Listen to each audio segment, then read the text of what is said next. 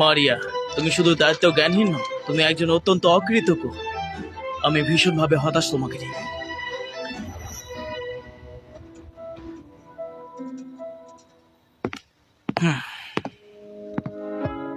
তুমি এতদিন বলেছিলে না যে চাকরি ছেড়ে দেবে, তাহলে আজ ফিরে এসেছো কেন?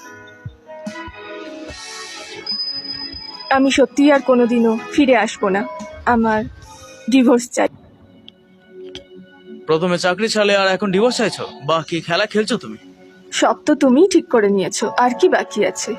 এটা আমাদের শেষ ড্রিঙ্ক। মারিয়া, বিয়ে করতে চাইলে বিয়ে করলে, এখন ডিভোর্স করতে ইচ্ছা হচ্ছে ডিভোর্স করবে? কি মনে করো তুমি আমায় খেলা পেয়েছো এটা?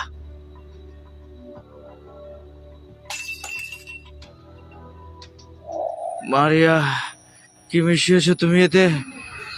3 বছর আগে তুমি আমাকে মিথ্যা অপবাদ দিয়েছিলে যে আমি তোমাকে ফাঁসিয়েছি। আহ, এবার সময় এসেছে আমার সেই মিথ্যা অপবাদ ঘুচিয়ে দেওয়ার।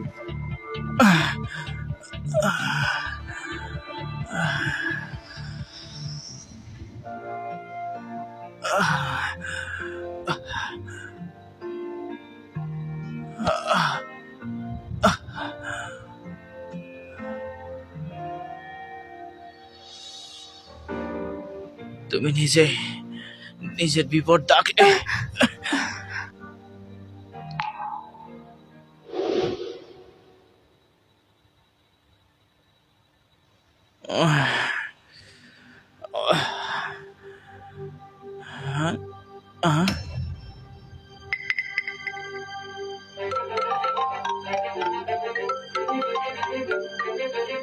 মারিয়া, তুমি কি পাগল হয়ে গেছো? এসব কি?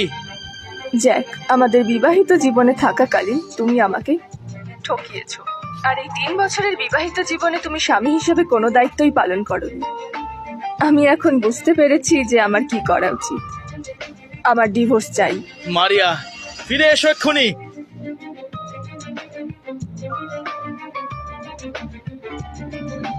জ্যাক, আজ থেকে তোমার সঙ্গে আমার কোনো সম্পর্ক নেই।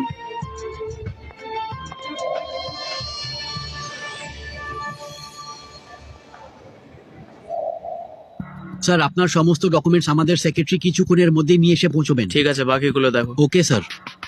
আমার কিউট বেবি আমাকে খুব মিস করছে বুঝি, আমার সোনা। মারিয়া, মাম্মা, আমাকে ফোন করনি কেন? আমার সোনা বাবা, আই এম সরি।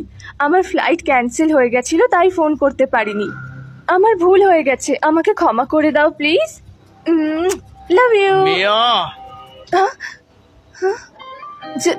জ্যাক, তুমি? আমার 2 সন্তানের মধ্যে কেবল একজন বেঁচে আছে, আমাকে শক্ত হতে হবে।